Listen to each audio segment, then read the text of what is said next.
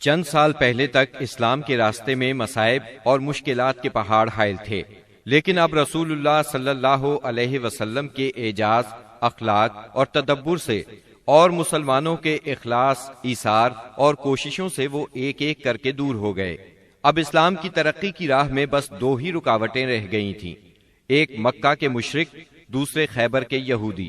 مکے کے مشرکوں سے آپ یہ چاہتے تھے کہ وہ اسلام کی تحریک کو امن و امان سے آگے بڑھنے دیں، اور جو لوگ خوشی سے اسلام کے حلقے میں آنا چاہیں انہیں یہ موقع دیا جائے۔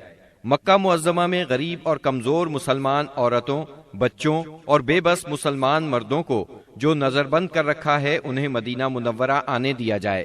مسلمانوں کو مکہ آنے جانے اور خانہ کعبہ کے طواف اور حج کی آزادی مل جائے۔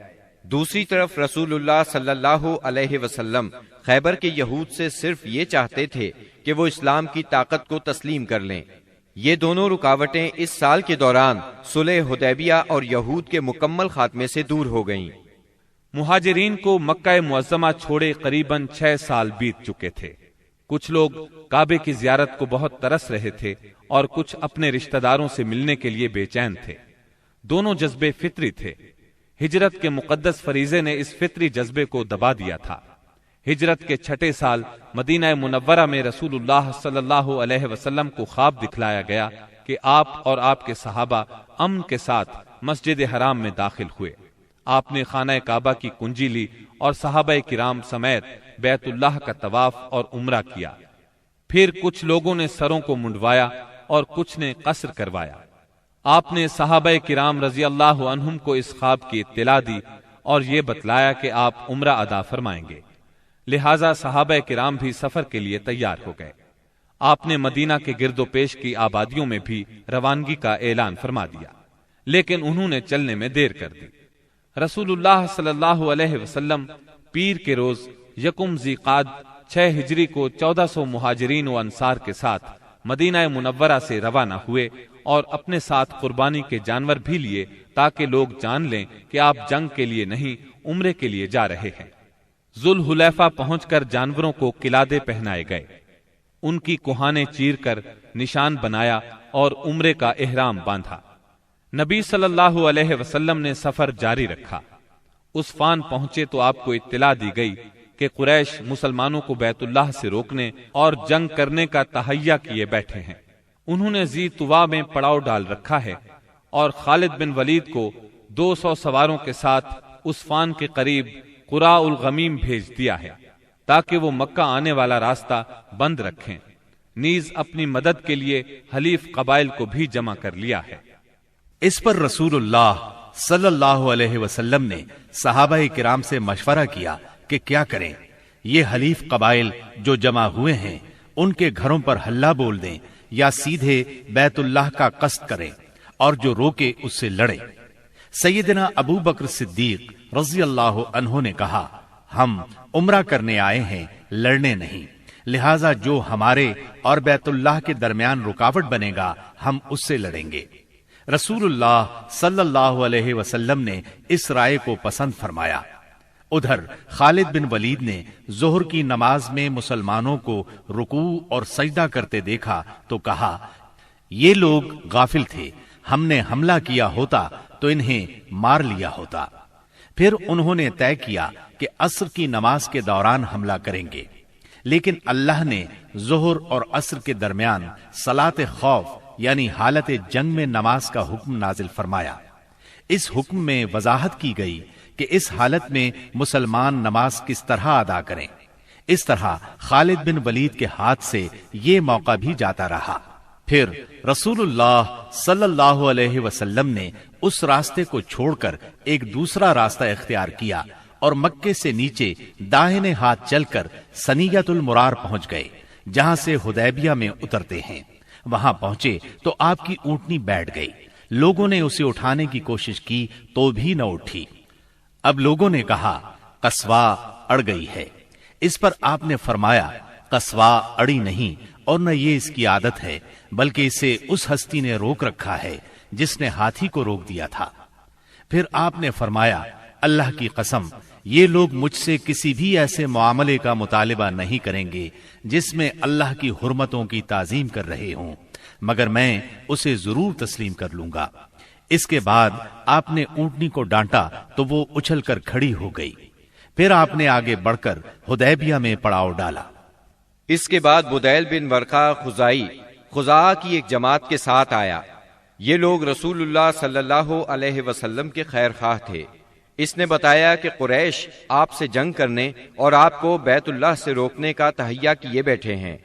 آپ نے اس سے فرمایا، ہم صرف عمرہ کرنے آئے ہیں، لڑائی کے لیے نہیں آئے، اور ہم صلح کے لیے تیار ہیں، لیکن اگر قریش نے لڑائی ہی پر اصرار کیا تو ہم اس وقت تک لڑتے رہیں گے جب تک کہ میرا سر تن سے جدا نہیں ہو جاتا یا اللہ کا حکم نافذ نہیں ہو جاتا۔ بدیل نے واپس پلٹ کر یہ بات قریش کو بتائی۔ انہوں نے مکرز بن حفص کو بھیجا۔ آپ نے اس سے بھی وہی بات کہی جو بدیل سے کہی تھی۔ اس کے بعد قریش نے حلیف قبائل کے سردار حلیس بن علقمہ کو بھیجا۔ جب وہ نمودار ہوئے تو رسول اللہ صلی اللہ علیہ وسلم نے فرمایا، یہ شخص ایسی قوم سے تعلق رکھتا ہے جو قربانی کے جانوروں کا بہت احترام کرتی ہے، لہٰذا جانوروں کو کھڑا کر دو۔ صحابہ کرام نے جانوروں کو کھڑا کر دیا اور خود بھی لبیک پکارتے ہوئے اس کا استقبال کیا۔ اس نے یہ حالت دیکھی تو کہا، سبحان اللہ، ان لوگوں کو بیت اللہ سے روکنا ہرگز مناسب نہیں۔ بھلا یہ کیا کہ لخم، جزام اور حمیر کے لوگ تو حج کریں اور عبد المطلب کا بیٹا بیت اللہ سے روک دیا جائے۔ بیت اللہ کے رب کی قسم، قریش برباد ہوئے، یہ لوگ عمرہ کرنے آئے ہیں۔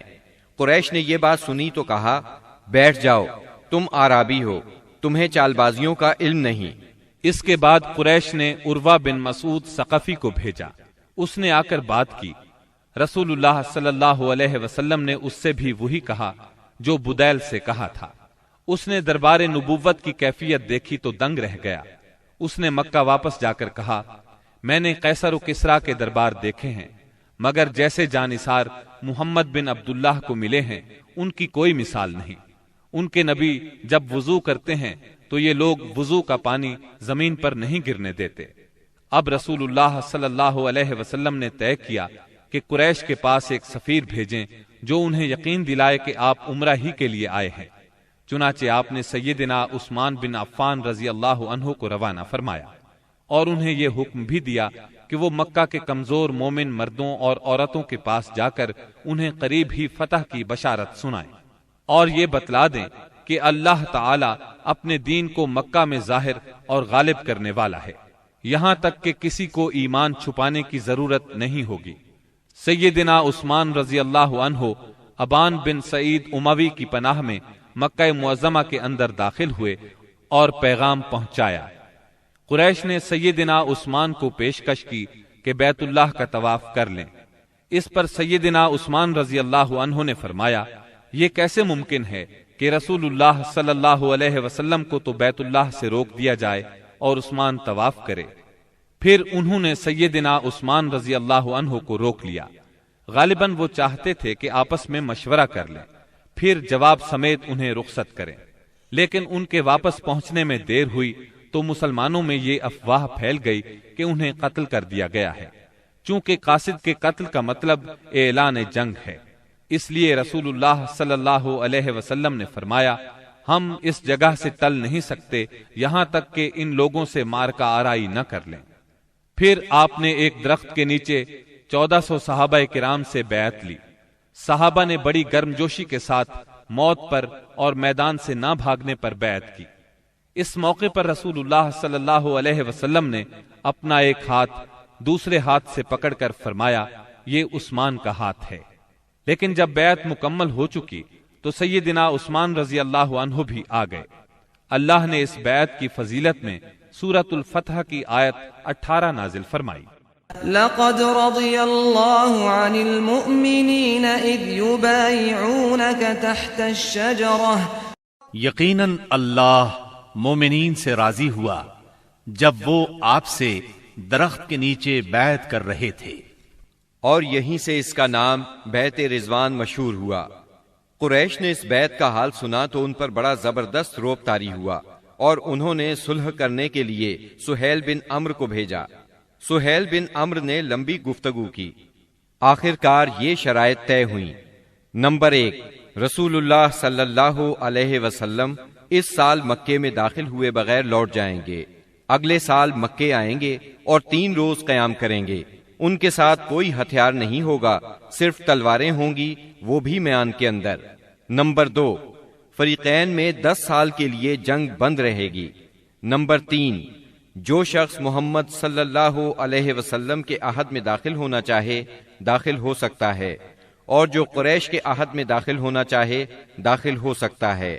نمبر 4، قریش کا جو آدمی مسلمانوں کی پناہ میں جائے گا مسلمان اسے قریش کے حوالے کر دیں گے، لیکن مسلمانوں کا جو آدمی قریش کی پناہ میں آئے گا قریش اسے واپس نہیں کریں گے۔ نمبر 5، اس کے بعد آپ نے سیدنا علی رضی اللہ عنہ کو بلایا اور املا کرائی کہ لکھو بسم اللہ الرحمن الرحیم۔ اس پر سہیل بن عمرو نے کہا ہم نہیں جانتے کہ رحمان کیا ہے، آپ بسمک اللہم لکھیں۔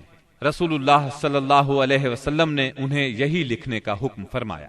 پھر آپ نے املا لکھوائی، یہ وہ بات ہے جس پر محمد رسول اللہ نے مصالحت کی ہے۔ اس پر سہیل نے کہا اگر ہم جانتے کہ آپ اللہ کے رسول ہیں تو آپ کو پھر ہم نہ تو بیت اللہ سے روکتے اور نہ آپ سے جنگ کرتے، لہٰذا آپ محمد بن عبداللہ لکھوائیں۔ آپ نے فرمایا میں اللہ کا رسول ہوں اگرچہ تم جھٹلاؤ۔ پھر آپ نے سیدنا علی رضی اللہ عنہ کو حکم فرمایا لفظ رسول اللہ کو مٹا کر محمد بن عبداللہ لکھیں۔ سیدنا علی رضی اللہ عنہ نے مٹانا گوارا نہ کیا، اس لیے نبی کریم صلی اللہ علیہ وسلم نے خود اپنے دست مبارک سے مٹایا۔ پھر پوری دستاویز کے 2 نسخے لکھے گئے، ایک نسخہ قریش کے لیے، دوسرا مسلمانوں کے لیے۔